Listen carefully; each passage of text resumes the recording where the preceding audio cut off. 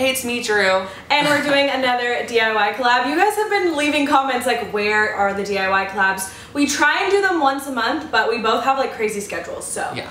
That is like the goal. If we These videos take a long time to film too. Yeah, a lot it takes like normal video.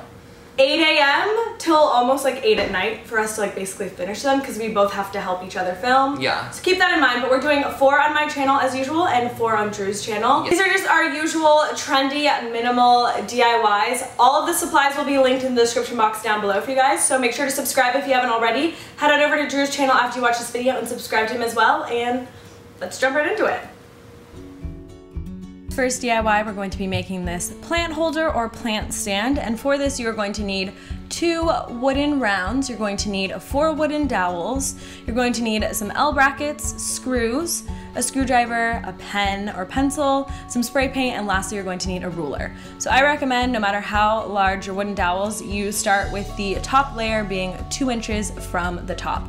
So I measured them all at the same time just to save some time on this DIY. So I just drew a line across, marking off 2 inches on all of those, and then I went back in with the L brackets. They're super simple to use. You just screw the screw basically into that little hole, and it's as simple as that. So I screwed each of those L brackets on at the line that I first drew onto each of the wooden dowels. So once you're done with that, I went and drew the second layer. So this is just going to be the second plant stand. So I went 6 inches up, and again you're doing the same thing, creating the L brackets looking like this, so you have 2 on each one. I then just did 1 light layer of spray paint on the wooden rounds just to have a little bit of contrast. So then you just place the wooden round right onto the top, and you're going in with your screwdriver and that other end of the L bracket and securing that to the bottom of the wooden round. Now you do have to kind of hold the wooden round down while you're doing that. And then I'm showing you here what it basically looks like at the bottom. You just kind of fit that circle right into there and then flip it upside down.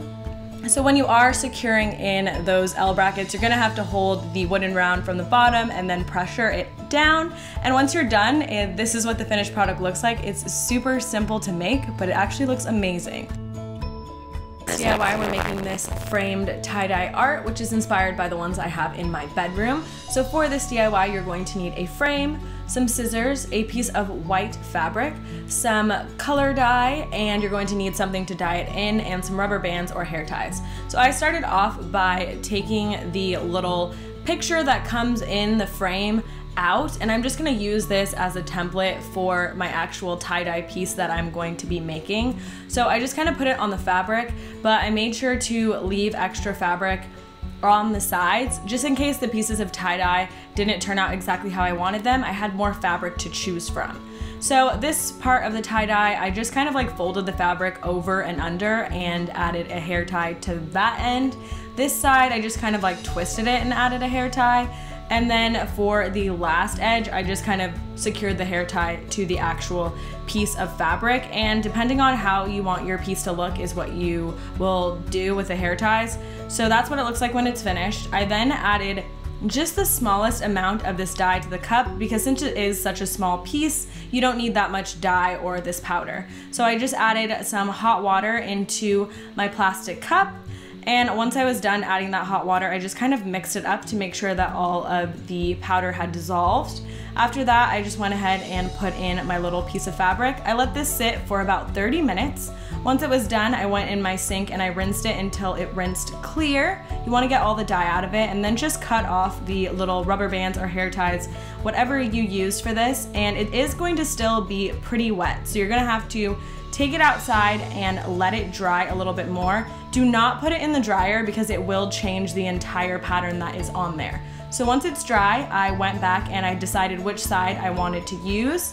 So I used my little tracer there and I cut around it, and I just simply placed that tie-dye piece back into the frame. And I'm loving this new little art piece that I can add to my collection that I already had in my bedroom. It turned out really great. DIY necklace holder is great for those really long necklaces that you have that don't really work with other necklace holders. So for this, you're going to need 2 pieces of balsa wood, a ruler, a pen, a handheld saw, a hot glue gun, and some screw-on hooks. So basically for this, I just measured out my longest necklace that I had to ensure that it would fit, and I would recommend doing that. I added about an inch or 2 to the longest one that I had. So I just made those measurements, and then I used the excess, which are gonna be the base and the bottom, just because the piece was long enough for that. So to saw this off, I use a handheld saw. It probably would be easier if you have one of those larger ones. I personally don't. So I just kind of like evenly saw on each side, and then I make it so I can just break it evenly in half. I repeated that step twice. Then I went back and took my ruler again because I just wanted to evenly place the 3 hooks. So I just took a pen and drew out exactly where I wanted to screw in those hooks.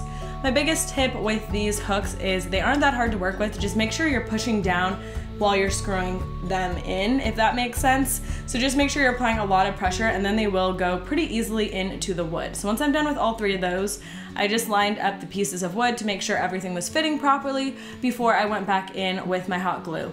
Now, I wouldn't recommend hot glue if you have some really heavy necklaces to secure these side pieces down. You can use wood glue. I'm just using hot glue just because it dries really fast. Wood glue is amazing too, and it will dry clear, so it's pretty much up to you. But I just went in and secured all 4 of the sides of this. And then, as I said, it dries immediately, and it's just amazing that I have this cool little minimal storage piece now that I can use to store all of my necklaces.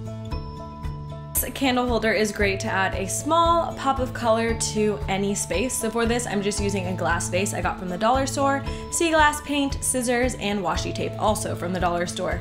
So I just went in and cut little strips of the washi tape and stuck them on to the vase. I didn't do this in any particular order. I actually just wanted it to be super random, and the concept behind this is that the spots that don't get the sea glass paint on them, you're going to be able to see through, so it makes it kind of like almost like a cool lantern effect once you add the candle at the end. But I just went ahead and sprayed 1 light layer of the sea glass paint. You want to make sure you don't use too much of it because it will start to bubble. After that, it's dry instantly, so you just want to carefully remove all of your strips of the washi tape from your vase, and once you're done removing all those strips, the DIY is complete. Just add a candle, light it, and it looks absolutely amazing in your space. So I hope you guys enjoyed these DIYs. Make sure to subscribe to my channel, give this video a thumbs up. Follow me on Instagram if you haven't already. I love talking to you guys on there. Thank you so much for watching, and I will see you guys in my next video. Bye!